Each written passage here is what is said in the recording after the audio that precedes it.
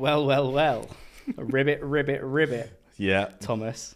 I know. Well, mate, I don't know if I'm thankful that it was real, but I'm actually very much glad that it's clarified that in my head. I honestly, like, when you were, like, A, that was one of the funniest things I've ever heard ever in life, let alone in a podcast. And B, the fact that you came off the podcast and were like, mate, I've literally spent 10 years, like, thinking that I dreamt or was just so high that I imagined people were firing missiles into the sky to piss off a frog lord.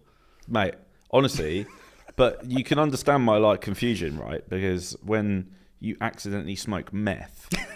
and you wake up to hear what can only be the sound of, like, missiles going off, and you look outside and missiles are going off, and there's men dressed as women and women dressed as men, you can forgive me for actually going back to bed and thinking, I can't deal with this right now. For context, Abi sent us the video She did. when we were at the station.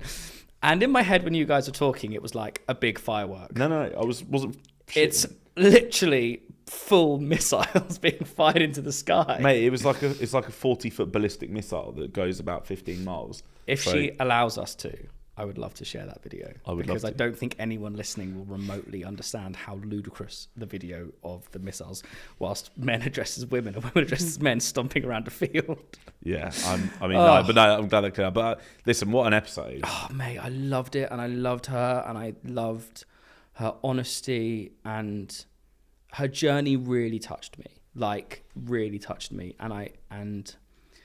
I can't relate to many things in terms of, like, the journey she went on, but the thing that did touch me was her losing her father at a very early age to suicide. Mm-hmm. As someone who lost his father to a drug overdose at an early age, I spoke about it on my podcast. I felt very grateful that I had people around me. Yeah. And I felt scooped up and hugged from angles, and I felt like maybe Abi didn't have that, and it kind of set her on a path, and I felt that a lot, and I felt there was a rawness there, but I thought she was so open and just incredible at, like, telling the journey and the real ups and downs of it as well. Oh, 100%. And, she's, someone that obviously went and just kept going, travelled and went everywhere. Yeah. Everywhere. Everywhere. When we were chatting, man, at any point I thought, okay, and then she came home. And then it was like another place and another place and another place and another place. Oh, back to that place and another place. And she's like, it's not over yet. And then, like... Yeah. But she's amazing. And you know what? To, like, come at it from that angle as well, of, like, being able to laugh after obviously having a dark time and being able to come back and recover. And yeah, I just thought she was amazing. And it was really nice because she's one of the guests that we just connected with on Instagram. And I'm so glad she came in and so grateful that she came in. Me too. And what a story. And David, welcome back. Here he is. He's just been looking at us talking about the frog thing, like, just laughing, absolutely, like, on a mad one. Should we maybe touch on that notion of running or moving when dependent, I guess? Yeah. Immediately I thought it's incredible the lengths we go to try and outrun our pain, and this is a really common experience in various ways, sometimes extreme and all over the world, and sometimes just from city to city. In, like, 12-step fellowships, they refer to it as doing a geographical. I'm constantly trying to outrun myself, but the problem is everywhere I go, I take myself with me. I'm always there. The pain is always there. I can't ever get enough distance, and I think a lot of people get to the point where they just realize I can't outrun myself anymore. Yeah. But there's a desperation to that. And I felt the whole podcast was really moving. It shows, how the lengths we'll go to try and feel better. But yeah, it is a very common experience. And I'm not sure if this relates exactly to her experience, but sometimes we know it's the drink, but we still have all the drugs, but we think, well, yeah, but if I get to a different city, if I find some meaning there, if I change this, I do that, I start yoga, whatever, then we never address the problem, because the problem is too terrifying to face. To actually face up to the fact that I may need to stop, that maybe this is a problem. we will do everything we can to convince ourselves that that's not the case. Yeah, I thought the interesting thing as well was you mentioned, is it Lao, where Abi stayed for a long time, and you said you were there for, what, like 4 days and had to get out, or you were meant to go for 4 days, you ended up there for, what, 10 days? Someone said don't stay there for more than 3 days, and I ended up there for like, just under 2 weeks, because I got sucked into this like suddenly party environment. Yeah. Where people were just driving you up 4 miles up the river, give you a rubber ring, and you just go down the river, bar to bar to bar to bar to bar, party, there's raves, there's this and that. And then, but it's 24/7. So you wake up, you don't know what time it is, you're just like, let's go. And it could be 4 a.m, you've woken up and you're doing it. So I got stuck in this like time warp. So I can see how someone could get stuck there. Yeah, I was going to maybe raise the point as well of that idea of not just there, but places in life. And that might not be a geographical place, but just a group of friends even. And if you get stuck in that culture of, I know I did with my friends probably for 5 or 6 years, where we were like, this is our lifestyle.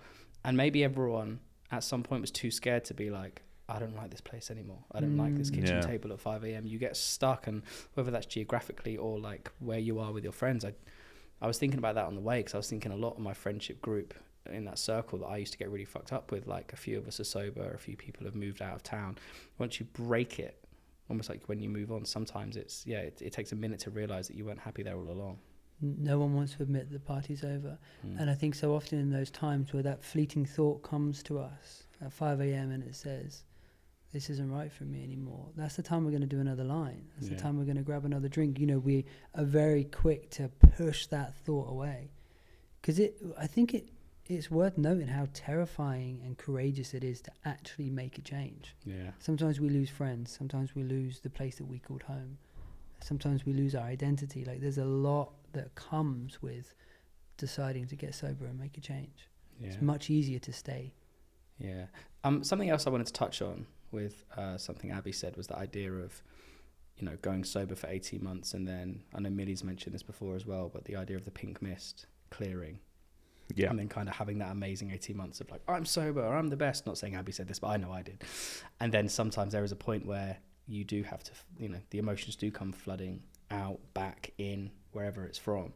I'd love to hear your perspective on that, David, and kind of how people can tackle that if they've kind of felt amazing in 3 months of sobriety, 6 months, and then suddenly have had a bit of a whoa feelings. And I know we've touched on it quite a lot before, but I felt it was apt to touch on it again because it's something Abi mentioned after 18 months, which feels like quite a long time of sobriety. Yeah. And also, just before you go on to that, I've had a couple of mates who have both done over a year of sobriety off their own back, and they've now just started going to AA. So, yeah, I think, you know, that'd be interesting to hear your kind of take on that. Yeah, I think one way of looking at it is that if we're heavy drinkers and we stop drinking, there is a natural flourishing of, I feel better, I feel healthier, I feel like I'm more alert and awake. And that may be somewhat what we talk about when we talk about, I think you said pink mist. Yeah. Is pink mist the right term? Sometimes pink pink cloud. cloud. Yeah, where did I get mist from? Don't know. Yeah, pink I cloud. feel like that's maybe a name of a club or a band. Have I made it up? Pink mist. I think it works. I like it. But there is this time in early recovery, sometimes even when it's difficult, that we're so aware that we're sober and our body doesn't feel hungover, and there's all these physical changes. And I think at some point, as we get comfortable in that becomes the familiar. It's at that moment that we realize, actually, there is still a lot of pain here, and actually, what do I do with it now that I'm not living off the buzz of this big dramatic change in my life? And I think that's where we have an opportunity, and it could be therapy, and it could be a 12-step fellowship, to change again. You know, it's exciting. That for anyone that's maybe thinking, God, it didn't feel like it did 6 months ago. Good. Yeah. That's a poke from somewhere saying, continue to change, to continue to develop. There's more in store here. I think 12-step fellowships can be really effective because you're surrounded by a community of like-minded people. You have a fellowship, especially if, as a byproduct of getting sober, you've had to disconnect from a lot of friends. AA gives you friends worldwide. Yeah. You know, there's meetings everywhere. but also it's maybe a sense of actually I want to go into therapy now, I want to take that next stage. So I think it's a common experience, but it shouldn't be something we're frightened of. It should just be the realization that I'm called for the next stage of my journey. Yeah, love that. Yeah, it's a very good takeaway, and it makes sense. You know, when you say it like that, it's, you know, perhaps the friends of mine that are doing it are seeking that, you know, a community, a support network, and, you know, people sharing like-minded sort of stories and experiences week in, week out. You know, maybe it takes a bit of time for you to realize that maybe that's what you need. Yeah, and not to be an over-eager advocate of AA and 12-step fellowships, but I often think when I'm working with clients in therapy, I'm like, God, not that I wish you were an alcoholic, but it would be much easier because there is a fellowship here that I just know would do wonders. Like, we're actually really lucky to have these 12-step fellowships where you can connect in with like-minded people, that you can share, that you can become friends, that you can learn to grow together. There isn't really anything like that for people that haven't struggled with some kind of addiction. Yeah. Like, yeah, there's support groups for mental health, but it's not the same. So maybe that is a little plug that I personally think AA 12-step fellowships can be an incredible resource. Yeah, and I'd say, like, the minute you meet a fellow sober person, there is a connection. And that is obviously, from me speaking of being outside a fellowship. But I do know if you meet someone like, oh, you don't drink? Oh, I don't drink either. Boom, like instant connection. And I think that's something that's actually some of my friends that still drink that want to stop, the big recurring factor has been they don't know enough sober people. And that makes me really sad because I'm like, they feel like they're not strong enough to do it on their own. So I feel like they need to completely change their friendship group to be full of sober people. And I can understand because it can be a really daunting process. So I think like that's another thing I really hope that we're trying to push here is like just connecting fellow sober people, because it can be difficult, especially if you're in those early stages, and especially if you do drink a lot and your friends drink a lot. Like I was lucky that some of my friends had already gone sober, so I kind of felt like I had a good anchor point. But I can imagine if I was the first and my friendship group was still in chaos, I would have really struggled to kind of pull myself away from it. Yeah. And I think that again is why a community can be so useful, because you got the meetings of AA, but that's not it completely. Like, a lot of people, they learn how to socialize again in AA. AA doesn't end in the meeting. People are going for coffees, they're going for food, they're going to the cinema, they're going on weekends away, they're traveling together. I remember an experience in my early recovery where I was driving and I had 3 or 4 guys in the car, and I was barely laughing, and we were on the way to Nando's, and I was like, I can live so I haven't had this. Like, I was learning how to be in relationship with other people, how to have fun.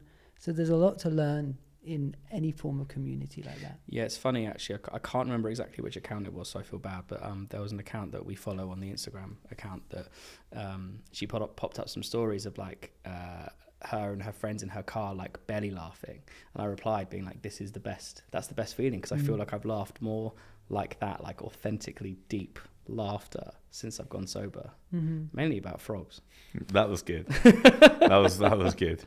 But no, it's another great episode, mate. I know I probably sound like this every episode, so I don't want to sound like I'm insincere, but like, I get so much from each guest we have on, and every guest we've had on brings something different, all the way back to like Simon and Rory, all the way through to where we're at now. And we're getting into many guests, and Matt and Sarah, and it's just like, and everyone we've got coming up, like every interview and conversation really evokes something in us, and it's so beautiful to be able to sit here and listen to people tell their story. And I actually feel like the more we're interviewing, the less we're talking, because people are just so open in sharing their story, and we don't have to guide them. And I feel really, really blessed to sit in this chair as much as we do and people's journeys. I completely agree, and it's lovely. You leave each sort of, I guess, interview, for lack of a better word, with a proper connection and like a friend, with someone that you can hang out with at any point, and it's great. But again, I think that's the linking thing there, isn't it? Is sobriety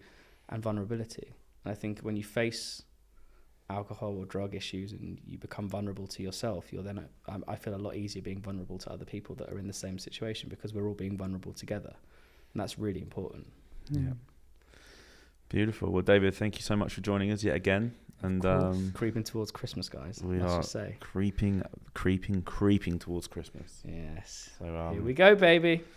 Cool. Well, Until next time. Till next time. You might be a married man by the next podcast. Maybe. Mm-hmm. Well, hopefully you will be. Well, yeah, I hope so. If you're not, something's gone very, very wrong. Horribly wrong, but yeah. Yeah.